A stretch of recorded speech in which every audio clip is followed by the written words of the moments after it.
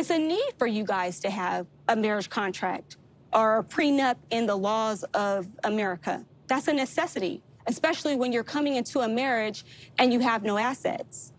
Who are coming into a marriage without no assets? Well, let's talk about Bilal's ex, Shaeeda. During the tell-all, nothing got solved between you and Shaeeda. I know you probably can't tell us, but just tease, where do things stand with you and Shaeeda now? Well, we are cordial. You know, for the sake of the children, you have to be cordial because sometimes the bigger picture is the focus on your children. So despite if you're feeling some type of way, you try to put your differences aside just to be cordial with the person, which I have been, doing. It's hard, But at the same time, I am looking at this as, I'm in a family unit now. Bilal doesn't come with himself, he comes with children. So I cannot be, too loud or outspoken and disrespectful. So for the sake of the kids and for the sake of having a peaceful family life, she and I are cordial. Cordial as in we could give good morning, good evening, and goodbye. Okay. Bilal, what do you think is the root issue here? When it all boils down to it, between Shaeeda and Shaeeda, what's the problem? Because the prenup has been signed.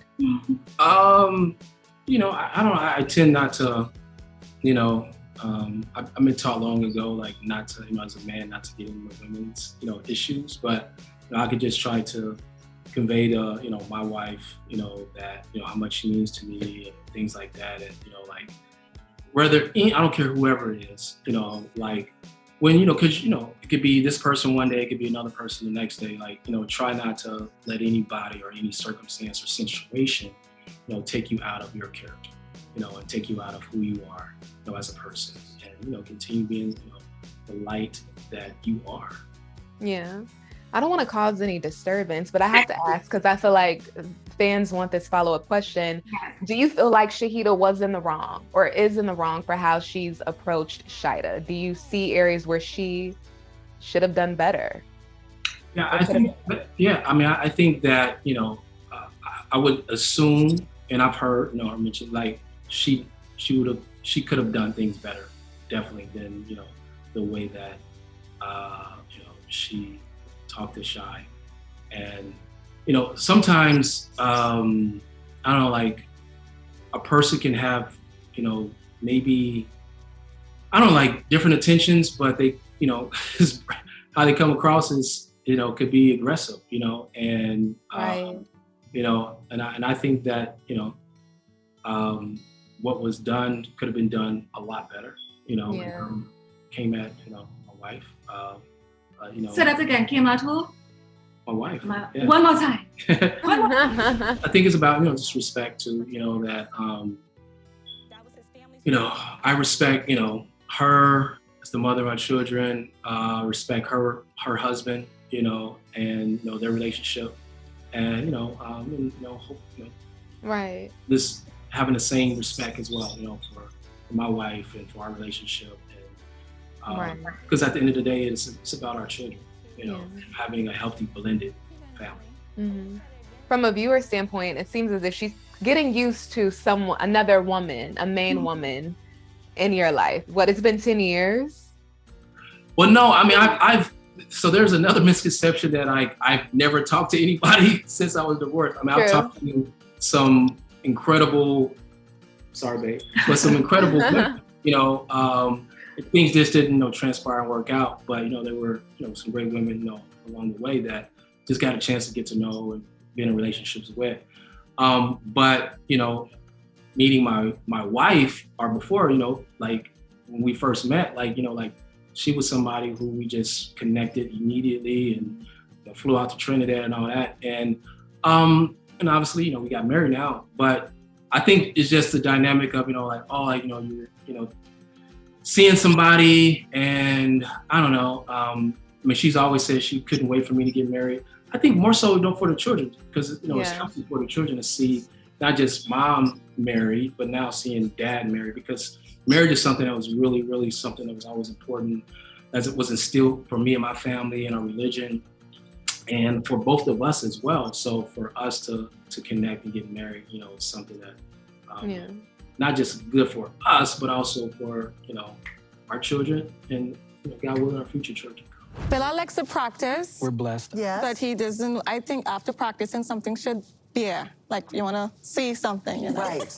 We've been apart for so long. I'm like, let's enjoy each other for a little bit. Yeah, how long is a little bit? Like, you know, Taking 2 too years. long. We got to talk about the pregnancy journey. I know. So, this season, Happily Ever After, what can you tease?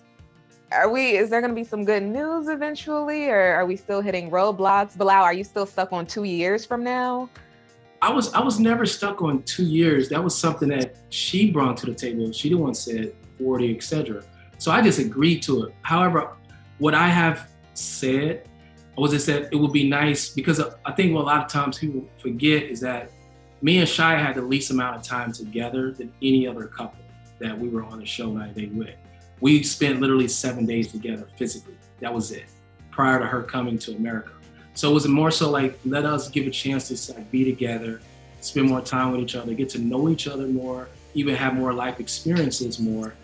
There is a long list of things that my wife wants to do, and I'm just trying to fulfill some of them before, you know, we bring life into the world, because it's not that we can't do any of it.